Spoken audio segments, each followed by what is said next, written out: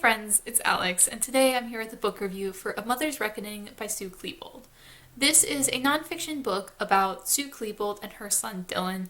Dylan Klebold was one of the shooters at Columbine High School in 1999, and this book is about mother and son and their relationship and Sue Klebold's experiences with what happened that day and what's happened since then. I gave this book 2 stars. At the beginning of this review, I do want to talk about my experience with this book, how I read it, why I decided to read it, and all that first, because I do think that influenced my experience with this book. First of all, I read this via audiobook, and usually with audiobooks, I use them for rereads because my reading comprehension is lower, because I don't retain the information as well when I listen to an audiobook, so it doesn't matter so much with rereads because I already know the source material. But with first-time reads, it does influence me a fair amount. Second, I don't often do reviews for audiobooks that I read because of that. I occasionally do when I have particular thoughts about a book and when I want to discuss something, and I did actually want to discuss this. The second thing that kind of brought me to this book was I didn't pick this up so much because I really was interested in it and wanted to read it. I just happened to need an audiobook. I was on hold at the library for a number of audiobooks. I didn't have anything going for a couple of weeks, and I needed something to listen to that would kill 2 weeks. So I picked up this one because I didn't think it was something I would particularly care about, but that I was kind of down to listen to, and I thought I could comprehend via audiobook, because I can't do fiction that way at all if it's not a reread. So I did kind of come to this a weird way. I didn't come to this being super invested in her thoughts and super intrigued by her story. However, I did think I would enjoy this book more than I did. I expected it to be about a 3-star rating for me. I really thought this was a book that might not have super much that was incredibly worthwhile or interesting specifically to me, but that it would be something that was fine, that I was okay with, that didn't make me angry. And I wouldn't say necessarily that this book made me angry. I feel like that's a very strong emotion, but it did irritate me quite a bit. And I had a lot of thoughts and a lot of things I wanted to say about this. Some of them probably not so eloquently because I'm too lazy to do research. I'm just going to talk about my feelings, what I felt, and all of that. To start the review, I was irritated by this book quite a bit, but I don't blame Sue Klebold. And I do want to specify right at the beginning, I don't blame Sue Klebold for the shooting, and I don't really blame her for my irritation while reading this book. I feel like for someone who went through so much trauma, I don't have it in me to be angry at her. I'm not irritated at her. I'm irritated at the book that she wrote. I don't think it was a good book. I don't think it was a worthwhile book. But I'm not mad at her for reading it. Whereas with a number of nonfiction authors, I read them and I'm irritated by them specifically for writing that book. I don't really blame Sue Klebold. I understand where she was coming from for a lot of this book, and while I disagree with her, I don't blame someone who's been through that kind of trauma and is just trying to cope themselves. The majority of this book felt like she was explaining why Dylan did what he did. Every single outside influence that led Dylan to this shooting, whether it was his toxic friendship with Eric, it was bullying, it was violent video games, it was movies, it was I'm not even sure what else. There was a really long list. Guns, mental health. There was a long list of things that she felt influenced Dylan. There were outside influences. And a lot of the book was her explaining these things. And she would always throw in the caveat that violent video games don't cause violence. They didn't make Dylan do this. He did this himself. But let's spend another 40 pages talking about how violent video games lead to violence. And it was kind of things like that. And I don't think that's helpful. I don't think going through all the reasons, all the outside things that you think could have possibly influenced him to do this thing that aren't Dylan himself, I don't think that's helpful, and I don't think it's worthwhile. But I understand where she's coming from there, and that's why I can't bring myself to be mad at her, because she's a mother who's not only coping with the death of her son and the unexpected violent death of her son, but also that he did this terrible violent crime before he died and harmed so many other people and killed so many other people. That's something that's horrifying, and I can't imagine struggling to cope with that. So of course she's going to grasp at straws and try to find any reason, any explanation for what he did, no matter how vague or how much she has to stretch to make it work. Like, that makes sense to me. That's probably something I would do in her situation. But that didn't make this book any more interesting or worthwhile to read. It was still like, this isn't a worthwhile thing. Like, I don't care about every little tiny thing you thought might have influenced him along the way. I really didn't enjoy that. I also want to say that a lot of what she was talking about that influenced him towards violence is stuff that's largely been debunked today. Like, she spent a long section talking about bullying and the bullying that Dylan faced at Columbine, but that is something that's questionable. Like, obviously, we'll never know 100% either way what exactly happened because he's dead and everything else has been, like, tainted by what happened. But a lot of other sources have kind of debunked this claim. I know Dave Cullen and Columbine used a lot of evidence that suggested that rather than being bullied, Dylan and Eric were in fact the bullies doing the bullying. And that's something that, like, again, I understand why she believes that's what happened, but it's not something that I necessarily believe or that a lot of people who've done research into Columbine believe. It's something that has been debunked by quite a number of people, so it made it a little bit harder to read. And she spent a long, long section talking about violent video games, violent movies, and how those led to the shooting and how those, like, influence violence or increase violence in the people who play them or watch them. And that's not a belief that is held in 2020. And I would have been a lot more forgiving of that in this book had this been published in like 2003 or something, where it doesn't mean it was any more true back then, but it was a much more commonly held belief like 20 years ago that violent video games did influence shooters. But this book was published in 2016.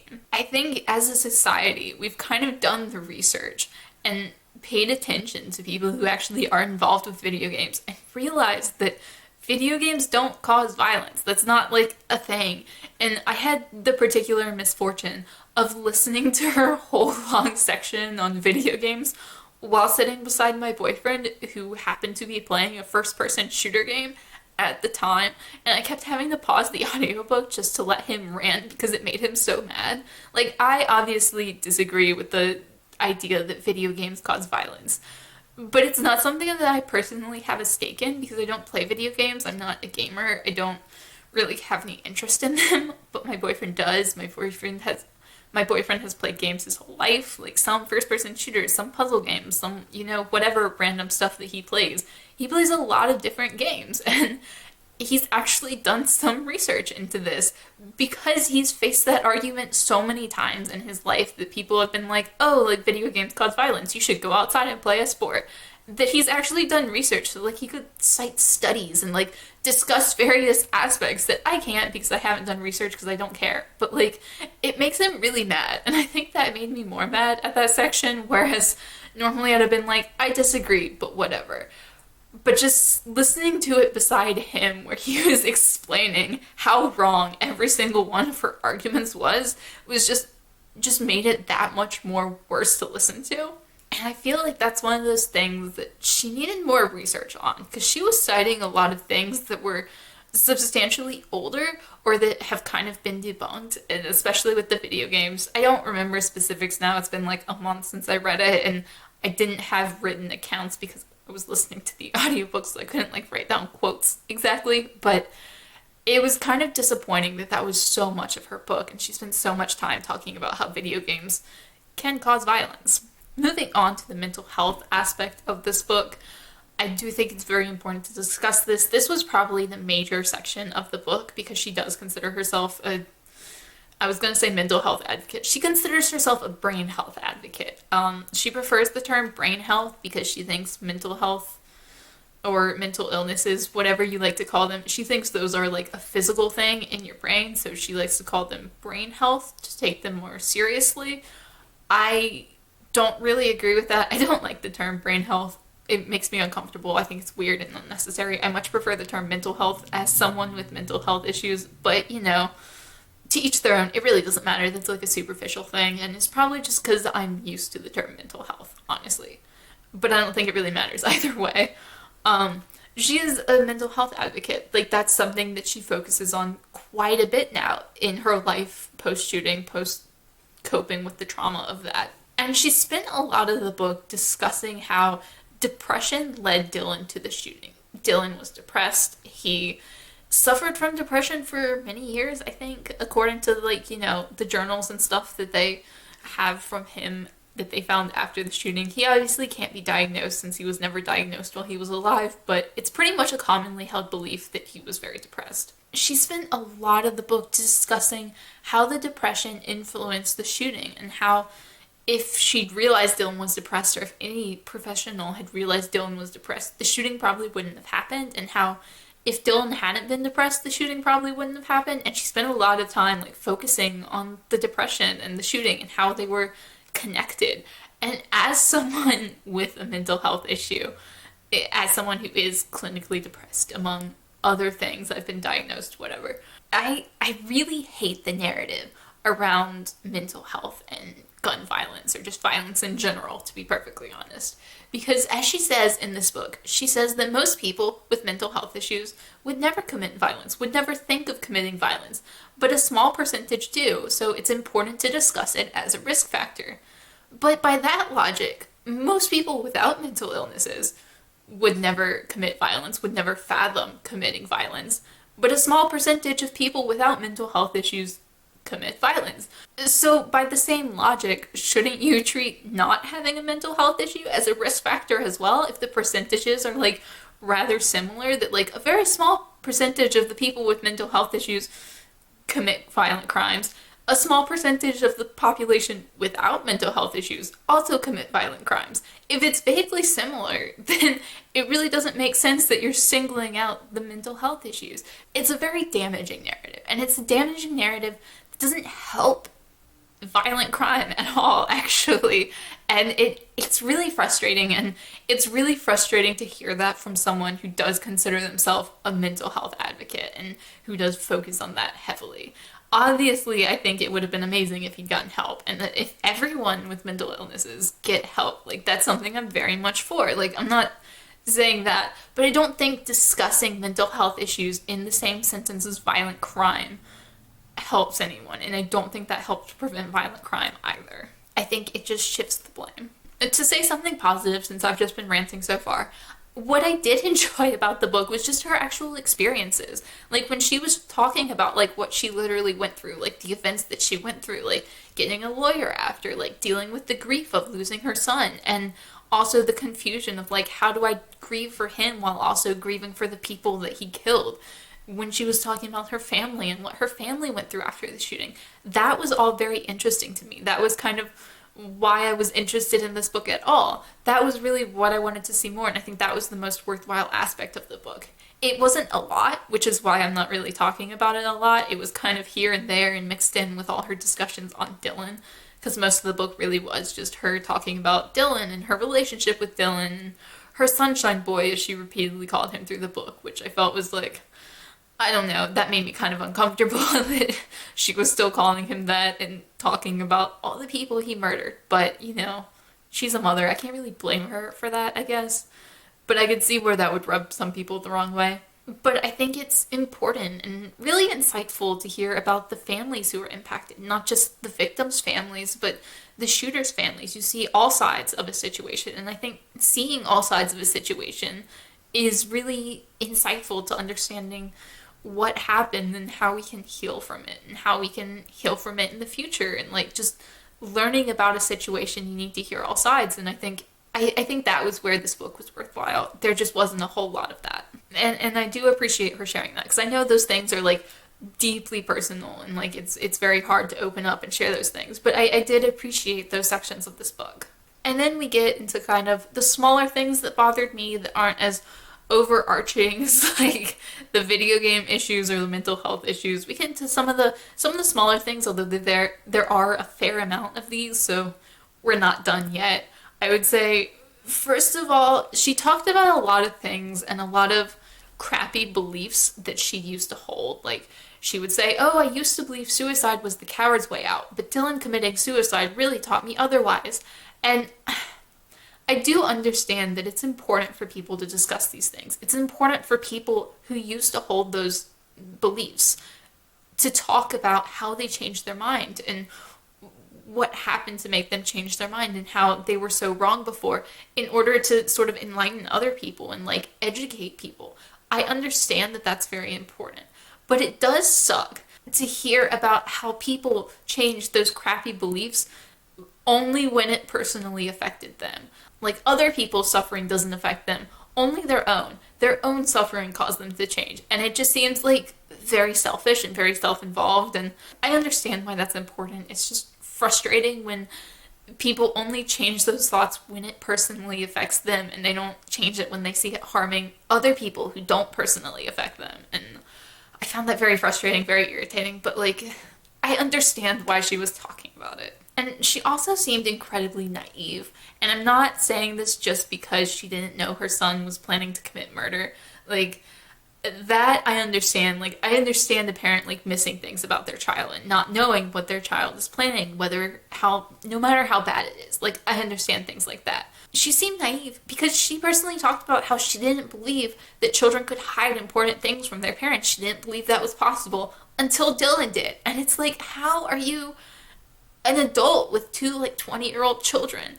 And you believe that? Like, how do you believe that as an adult with 20-year-old children, adult children? How were you ever a teenager and you believe that? Because she literally talked about how she didn't think children were capable of hiding things like rape or suicide from their parents. And she just didn't believe that was possible until Dylan killed himself and a bunch of other people in the process. And that really frustrated me because it's just like, that's one of those things that I don't understand how you can believe that at all. It just seems so naive and so irresponsible to think that while you have kids of your own. And she also repeatedly talked about what a good kid he was. And when he was like a small kid, I understand that. Because like, you know, small kids have tantrums and then like they're fine and like they're sweet. And like pretty much every 8-year-old is a good kid to some degree. But as he got older and he just got into more and more trouble, she kept being like, oh, he's a good kid. Like before the shooting, there were like no warning signs and he was doing good. And it was like, he was literally arrested for breaking into a van. Like, I have a list of, like, all the things he did. Or not all of them, but, like, a number of the things he did that I wanted to, like, kind of read because I can't memorize them all. Arrested for that felony, breaking into a van. He was suspended from school for hacking into their computer system and sharing other students' personal information. He keyed someone's locker. He tried to start a rumble. He got called into the guidance counselor's office for writing disturbing stories. And it's just like, if I had done half of that stuff when I was in high school, my parents would have had me in therapy so fast, like faster than anything. And he's doing all this stuff over the course of like a year and a half, maybe 2 years. But like, that's a lot. And she took a much more boys will be boys approach. And like, she was mad that the school system suspended him for literally hacking into their computer system and sharing students' personal information with his friends. Like, she was mad that they suspended him because she was like, oh, like, this wasn't that bad. This is more like, what did she compare it to? Sorry, I'm reading my review on Goodreads so I can, like, remember the specific information. Oh, she said it was no different than, like, sneaking into the girls' bathroom. And I'm like, that's pretty bad, too. Like, those are both pretty terrible things, in my opinion, that deserves suspension. Like, I don't understand how she was not that bothered by that. And like, the school fined him for damaging school property when he keyed the other student's locker. And she was like mad that they fined him so much because the school had to replace the locker door. And it didn't make sense to me that she was taking his side on these things that were clearly warning signs that he needed help. And like, she thought it was funny that he just tried to start a rumble, and she was like, oh, like, that's not an appropriate way to handle things, Dylan. That's very inappropriate. But then that, like, haha, this is kind of a funny situation way. And she talked repeatedly about how he was just a teenage boy, and, like, this is what teenage boys do. Like, they just act out a little, and it's fine. And, like, I was like, this doesn't seem like the behavior of a healthy teenager. And it was just frustrating to me that he did all of that, and she was still like, oh, but he was such a good kid. And like, my parents would have flipped out if I had done half of this stuff. Like, I don't understand how she still thought he was like a good kid who was doing okay after all of this had happened, and then Columbine happened, and I understand being shocked and horrified by that, but like, it did seem like there was a lot going on that screamed he needed help, and she didn't see it. And even writing this book, she was like, oh, I guess I should have seen these warning signs. But in the writing, she was still like defending Dylan from the school punishing him. And it didn't make sense to me. I found that very frustrating. And just like overall, I think that's my final point. It was just irritating. Like most of the aspects of this book, didn't contribute anything in my opinion, weren't very worthwhile to me as a reader. I liked hearing about her specific experiences and how she was dealing with the trauma and the grief and all of that.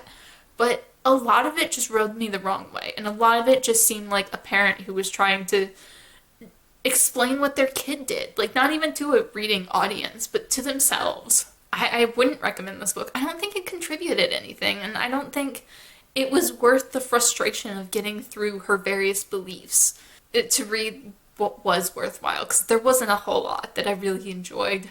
I really just wanted this to be a book that was like, okay. And it wasn't. One thing that I did forget to mention, just because I forgot to include it in the review, she repeatedly talked about how Dylan's death was a suicide, and she would call it a suicide, and then talk about, like, the murders that happened. And I really don't like that, because she talked about murder-suicide, and she would be like, oh, it's all a part of suicide. And I understand that to a degree, but I don't think I think there's a difference between someone committing suicide and an abuser killing someone else and then killing themselves. And I feel like those are two different situations, and I don't think it's beneficial in the way that she was suggesting to discuss them as the same thing. That's not something I really agree with, and I'm running out of time, so I guess that's the end of that thought. I don't know. There was just a lot in this book that I didn't agree with and I didn't think was worthwhile, and I struggled to get through it, and I was very irritated by it. My boyfriend was very irritated for like the 30 or 40 minutes that I made him listen to. It just wasn't particularly good, in my opinion, and I really didn't enjoy it. Let me know down below if you've read A Mother's Reckoning and what you thought of it if you have. And as always, thank you guys so much for watching, and I will see y'all again soon.